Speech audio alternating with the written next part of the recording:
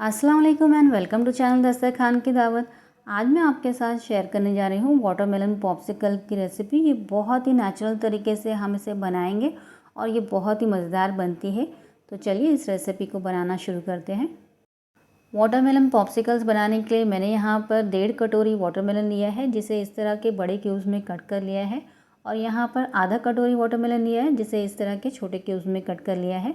तो यहाँ पर मैंने दोनों कटोरी में एक बड़े साइज़ का जो वाटरमेलन होता है उसका आधा हिस्सा कट करके ले लिया है। आधे नींबू के रस को मैंने निकाल के यहाँ पे रख लिया है। यहाँ पर मैंने आधा टीस्पून काला नमक लिया है और 3 टेबलस्पून यहाँ पर मैंने शक्कर लिया है। आप चाहें तो इसमें थोड़े से पुदीने के पत्ते भी ऐड कर सकते हैं, लेकिन मैंने यहाँ पर पुदीने के पत्ते डालना स्किप किया हुआ है। वाटरमेलन पॉप्सिकल्स बनाने के लिए मैंने यहाँ पर एक ग्राइंडर जार ले लिया है और ये जो बड़े वाले पीसेस है इसे हमें इस ग्राइंडर जार में डाल देना है। छोटे पीसेस का हम बाद में इस्तेमाल करेंगे। साथ ही में बाकी के इंग्रेडिएंट्स भी डाल देंगे, जैसे कि काला नमक, साथ ही में 3 टेबलस्पून शक्कर भी डाल देंगे, साथ ही में आधे नींबू का रस डाल देंगे। और अगर आप इसमें पुदीना डालना चाहें तो 4 से 5 पत्ती आप पुदीने के पत्ते के डाल सकते हैं। और अब इसे पल्स मोड पे रफली ग्राइंड कर लेंगे। तो यहाँ पर हमने बड़े क्यूब्स वाले वाटरमेलन को रफली ग्राइंड कर लिया है।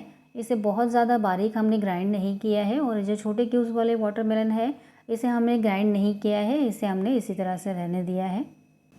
अब वाटरमेलन पॉप्सिकल्स को सेट करने के लिए मैंने यहाँ पर 4 पेपर कप्स ले लिया है। अब इसके अंदर ये जो छोटे क्यूब्स वाले वाटरमेलन है, पहले उसे थोड़ा सा 1 से 1.5 चम्मच हम इसके अंदर डाल देंगे।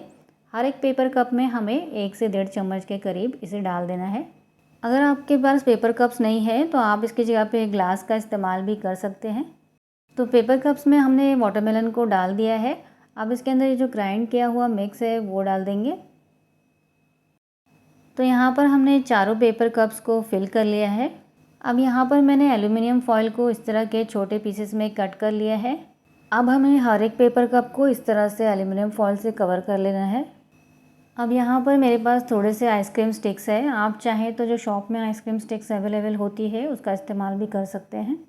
एल्यूमिनियम फॉयल को हमें ग्लास के साइड्स में पकड़ना है और इस तरह से आइसक्रीम स्टिक्स को प्रेस करते हुए हर एक ग्लास के अंदर इंसर्ट कर देना है। और अब मैंने इन पेपर कप्स को एक प्लेट में रख दिया है और इस प्लेट के साथ ही हम इस तरह से ही उठा के इसे फ्रीज़र में रख देंगे 8 आवर्स के लिए या ओवरनाइट के लिए, इसे फ्रीज़ होने के लिए। तो इन पॉप्सिकल्स को सेट होने के लिए या फ्रीज़ होने के लिए मैंने फ्रीज़र में 8 आवर्स के लिए या ओवरनाइट के लिए इसे रख दिया था। तो चलिए अब इसे चेक कर लेते हैं।